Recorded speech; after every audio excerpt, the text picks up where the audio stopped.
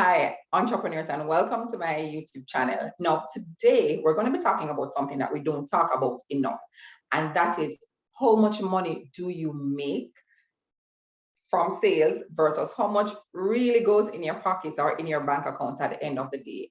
Now, when you think about your business, sometimes what I found with entrepreneurs that I work with is you're pricing based on what you can pocket today, and you're not thinking about your business as a whole. Now, when you think about it, so this is just an income, a very simple income statement from a company. And I chose this because some of the persons that I work with, I wanted to I want you to be able to digest it. And also it really speaks to what we do, and that is that we impart knowledge. Now, when you think of it, I want to reach you. In order for me to reach you, I may need to pay for a VA to help me. I may need to pay for different tools. So whether it is I'm paying for Zoom, whether it is I'm paying for Vimeo to store my videos, whether I'm paying for Canva, so my videos and my images that I post on social media can look good, really, or I have more options, whether I'm paying for stock photos, you name it. In order for you to have the reach, it's going to cost you something. So let's look at this. For this person, this business, it seems as if they're in the knowledge industry and they're offering courses. So they're paying for affiliates. So chances are they have reached out to a few people who may have, even if they have 1,000 persons in their email, they're saying, I will pay you something to market for me. And they send this out to their email group. They're also paying for persons who are, whether downloading their courses. I mean, they're earning from that persons who are downloading their courses, and that makes up how much they earn. Now, that doesn't cover everything because it's costing them something to operate this business. So whether it is time, whether they're renting a space and they have to pay to rent the space, they have employees. So that employee could be somebody who's working with them permanently, or it's a virtual assistant. They have legal fees. They may have somebody reviewing their contracts.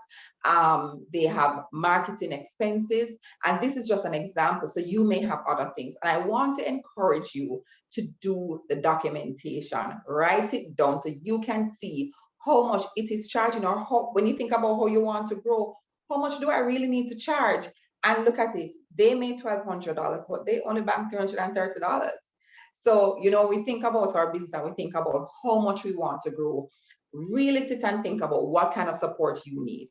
Because what ends up happening, why we may not have an employee, is that we're trying to do it on our own, or you're just thinking about your business as is right now in this small space that you're in, or it's just me alone. When if you have somebody, I can tell you from my example, my VA, I can dump all the ideas from my mind on a weekend. I send that to my virtual assistant, and by the next day, things are done. So when you receive emails from me, don't think for a minute I'm sitting by the computer typing and sending out emails. No, that has all been automated on a platform because I paid for it. Now, another thing I want you to consider as an entrepreneur is that you might be paying for things right now, but you're not reaping the benefit just yet. It takes time. So think about a company that you do business with that may be publicly listed, and go ahead and download their profit and loss statements. Not teaching any accounts or not trying to scare you. I just want you to look at two numbers. Look at how much they have as their total income. You're just looking at it, and then go ahead and look at how much they have for net profit. You will then realize that every company is paying out a vast amount in order to remain in operation. However, there are different things to their account that we're not going to touch now, because I just want you to get in the frame of mind to understand it's going to cost you something to make the money that you want to make. And I want you to now feel comfortable knowing that when you're paying this, it's going towards something. So you may be paying this now. This number up here is going to continue to grow, while sometimes this number may remain the same, but your reach is going to expand.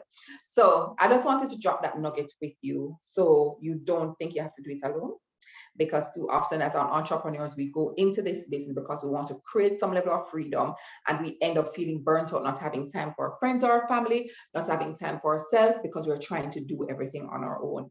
Pay somebody to do it. When you see different persons like having impact, and how is she managing and how is she doing that, we have a team around us and we're paying them to do the work because we can't do it on our own. I once spoke to I'm an expert. One of the things she said to me as an entrepreneur, think about all the time the impact you want to make in your economy.